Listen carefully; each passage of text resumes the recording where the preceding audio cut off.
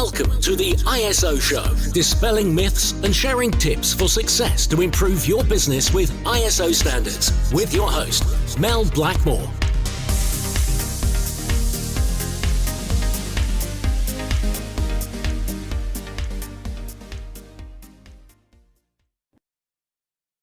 Hi and welcome to the ISO Show. To celebrate hitting 50 episodes, I wanted to bring to you something a little extra special today, and that's going to be how to implement any ISO. But before we do, I'd just like to say a big thank you. Thank you for listening in and giving your time to listen to the ISO Show. I've absolutely loved recording the last 50 episodes with some amazing guests and also colleagues here at Blackmores, and I really hope you found them beneficial too. I hope you've managed to take away some great tips and insights into how other businesses have succeeded and also how they've transformed their businesses with ISO standards. So I hope you've enjoyed listening to them, and if you did, please could you leave a review and hit subscribe wherever you listen to your podcast, because that means that we can continue to inspire and educate others. And it also means that we can keep getting epic guests onto the show. I'd also like to give a quick shout out to Stephanie Churchman. She's our awesome communications manager here at Blackmores. And she's just looking across the room from me and starting to blush a little bit. She wasn't expecting this. But she's been my absolute saviour in doing these recordings, especially when I've been pulling my hair out, having technical issues working from home. I've come back into this little recording studio that we have, and she's helped when we've lost guests midway through the recordings and all sorts of different situations that we've been in. So she's been absolutely fabulous in making this vision that I had, this mad vision that I had about a year ago for starting an ISO Show podcast, and making that to become a reality and to be able to share that with you. So a huge thank you, Steph. You're a massive star, and you've brought this ISO Show to an audience of over 12,000 listeners that we've had so far on the show. So thank you very much for that. So on to today's episode, which is how to implement any ISO standard. So you may be thinking, that's a bit of a bold statement. There are thousands of ISO standards. Well, yeah, you're absolutely right. But when you're implementing an ISO standard to improve business, there are just a few secret ingredients. And I'm going to let you in on those today. But I don't just want to do that. I'm actually going to provide a free download on this on our website. Okay, so they'll be available on the show notes at www.blackmoresuk.com, the usual place. I'm going to share with you our ISO Steps to Success process. And this is a proven methodology that we've implemented time and time again. We've refined it over the last 14 years, and we've used it to implement standards for over 250 companies in over 20 countries. Not only that, we've got a 100% success rate to prove it. Yep, that's an awesome 100% success rate in helping our clients to achieve certification. So here's what we do. Basically, there are 4 key areas, okay? And the 4 areas that I'm going to take you through are understanding the organisation, that's number 1. Number 2 is the creation. Number 3 is sharing. And finally, number 4 is engagement. Okay, so I've broken it down into 4 really simple steps. So let's begin with number 1. Understanding the organisation. You need to fully understand what your business's biggest risks are, and also establish where the most impactful opportunities are for your business as well. So a starting point here is to actually buy a copy of the ISO standard. So the ISO standards are all available to purchase from your national standards body. Now, at the moment, during COVID-19, there are over 40 standards that are available free of charge from various different standards bodies. We've been publishing updates on this via LinkedIn, so please check out our LinkedIn if you wanted to get an update on that. But there are national standards bodies like Singapore Standards Body, which are providing about 40 ISO standards. Now, I'd really like to encourage you to make the most of this opportunity because typically those standards are valued at between £100 to £200. So why not make the most of downloading those for free right now whilst they're available? Because we don't know how long they're going to be available for. So those documents are fantastic tools to be able to establish where you're at as an organisation in relation to a best practice standard. They will enable you to be able to carry out your own gap analysis. So this is where you take a copy of the standard, you look at your organisation and you identify where the biggest risks are and where the biggest opportunities are for improvement. So that's typically what we call a gap analysis. You also need to understand those risks and opportunities that I mentioned earlier. So what are the most impactful opportunities for improvement within your business? And one of the tools that we recommend, and again, this is all commonly known really, that if you Google SWOT, strengths, weaknesses, opportunities and threats, you can get templates for that online. And also PESTLE. So PESTLE is looking at the external influencing factors that could have an impact on your business, both from a positive or a negative point of view. Okay, so if you just Google PESTLE, P-E-S-T-E-L, you'll be able to find out a lot more information on that. But this really does help to understand where your organisation is and where you need to be heading, okay? The other thing is to look at your legal requirements. Regardless of the standard, this is just good common sense. You want to identify the applicable statutory, regulatory and contractual requirements that your business needs to comply with. And at Blackmores, we recommend pulling this together into a legal register. It's essential for all management to be aware of that legal register and that they're responsible for complying with it for all their departments. Finally, you need to establish a clear scope of certification. What's your ISO management system going to cover?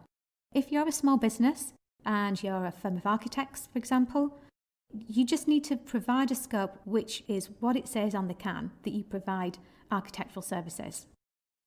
However, if you're a bigger organisation, you can define the scope more clearly, such as the types of services that you want to include or the locations. That's entirely up to you. So understand what your scope is for that management system.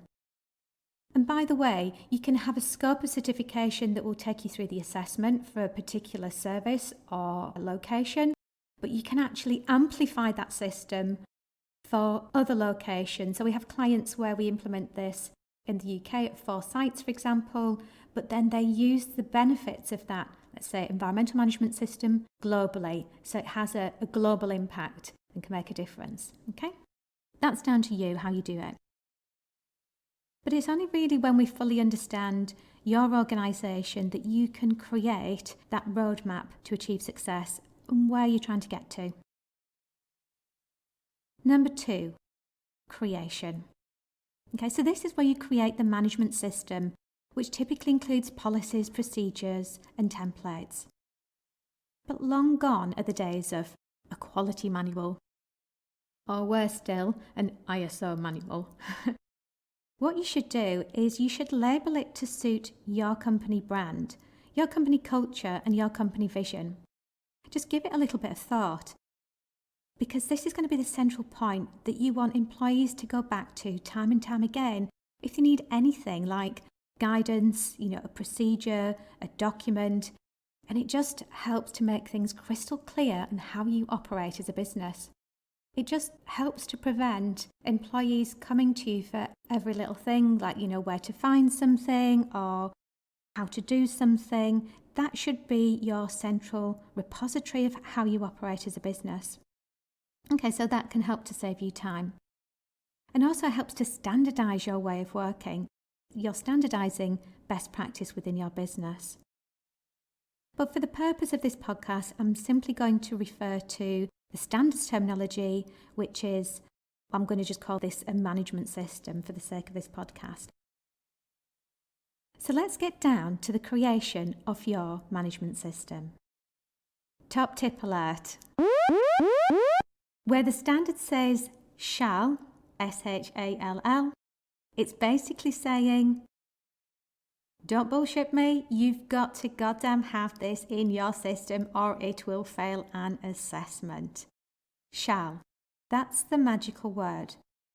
If the standard says, top management shall establish, implement and maintain an environmental policy, it means do it. If the standard says the organisation shall establish environmental objectives at relevant functions and levels, do it. Okay, that's a really, really important tip, okay, that can be applied to any ISO standard. Okay, regardless if it's quality, environment, risk, business continuity, you name it. If it says shall within that clause, you've got to do it.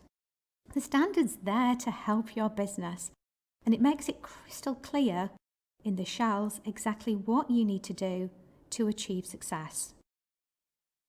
Number 3, sharing.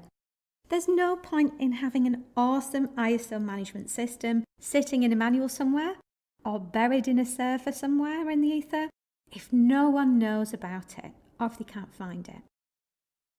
You need to share it with everyone. After all, it's created for the organisation to succeed. It's created for your company to be more profitable, to be more productive, to reduce risk and be more sustainable. So everyone needs to be aware of that management system and be empowered to take responsibility for it. There's no point in having an information security management system if no one knows what a security breach is or who to report it to. You know, what's the point in that? In order to get the most value out of it, you need to share it. You need to make it accessible to everybody. So here are a few tips on how you can achieve that. The first thing I would recommend is having a communications plan. So this will cover your internal communications, external communications, such as your website, your social feeds, and that sort of thing. Pull that together so it's crystal clear on what, where, when, and how you're going to communicate your management system, both internally and externally. Next, you need to provide awareness training. Now, during COVID-19, we've been doing all of this remotely, okay? So there's no reason why you can't do that with your employees. Use systems like Teams or Skype or however you communicate with your employees at the moment. Use that as a method to record the training sessions. So not just share it initially, but to record it so you can reuse it for inductions for new employees. That's what we're currently doing at the moment. And to be quite honest, I think that's going to continue long after COVID-19 has gone away. I mentioned earlier about making it accessible. Just remember, not everyone might have access to a PC, so you just need to think outside the box. How can you get your way of working out into the workforce? It could be screens in meeting areas.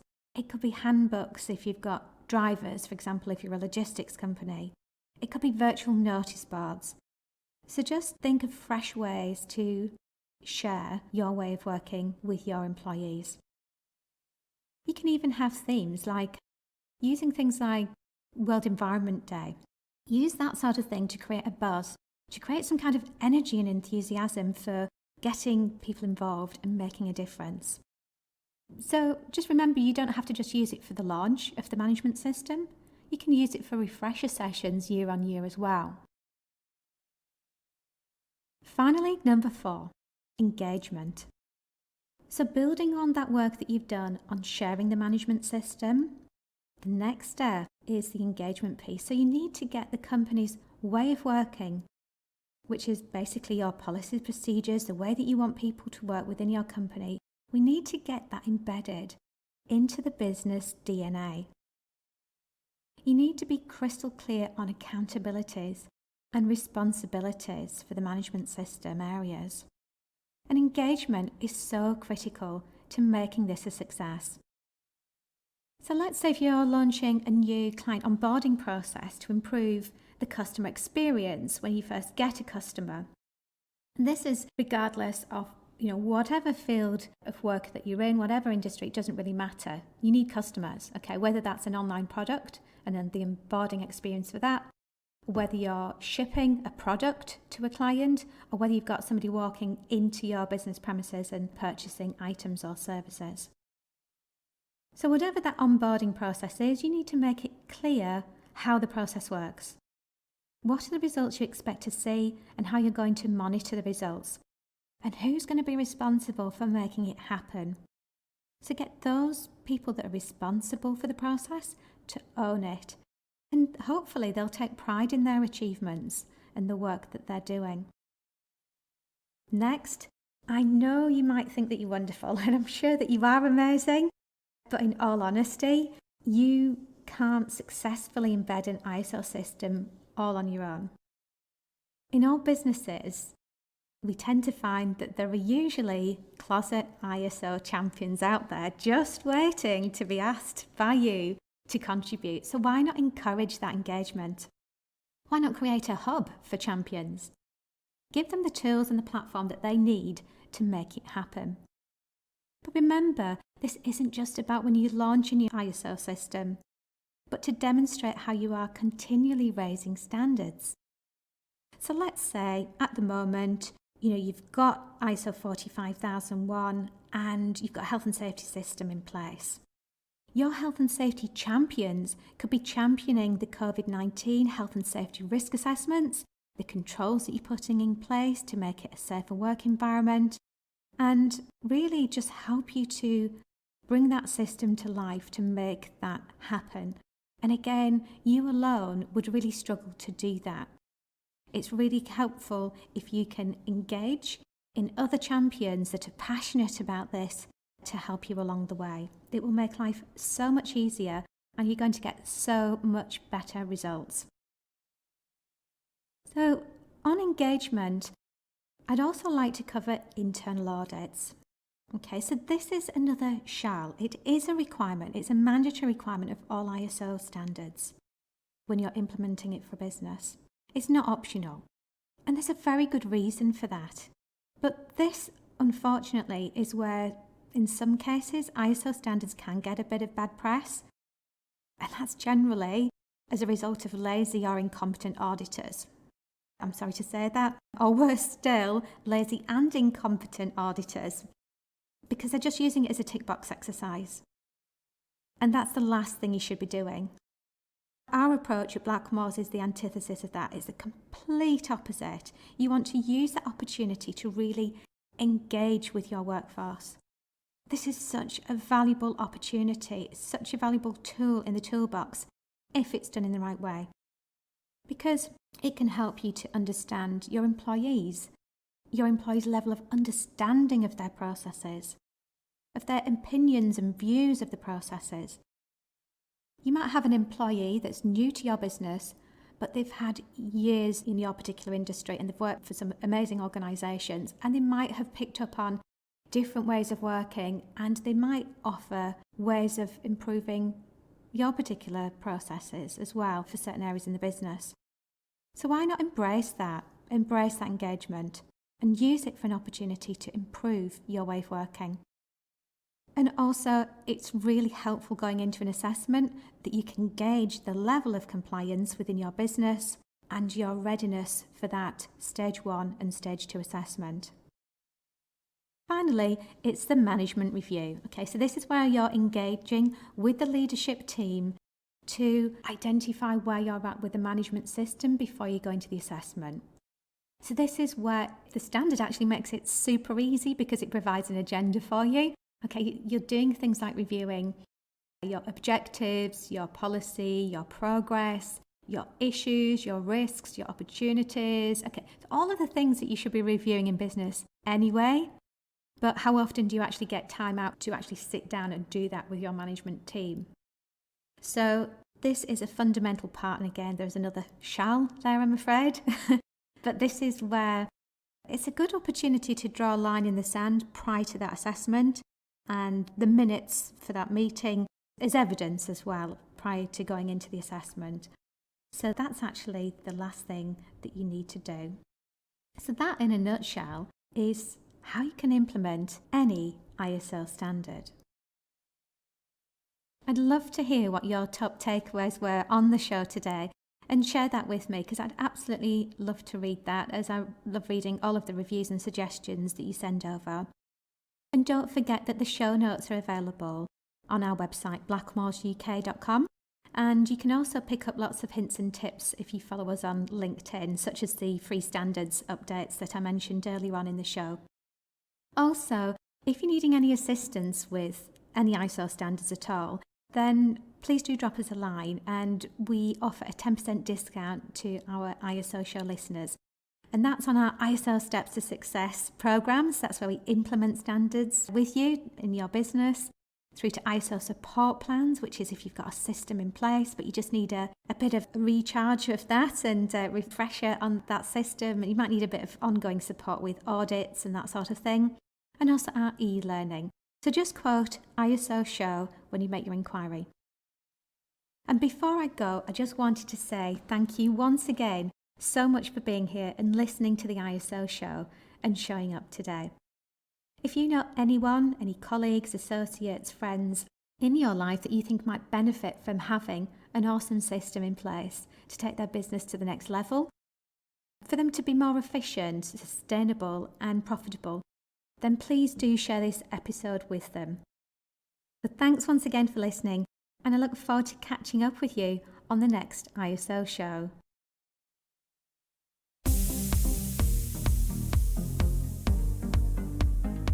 Looking to use ISO standards to drive better business practice? Contact us at blackmoresuk.com to access further information and book your free 15-minute call.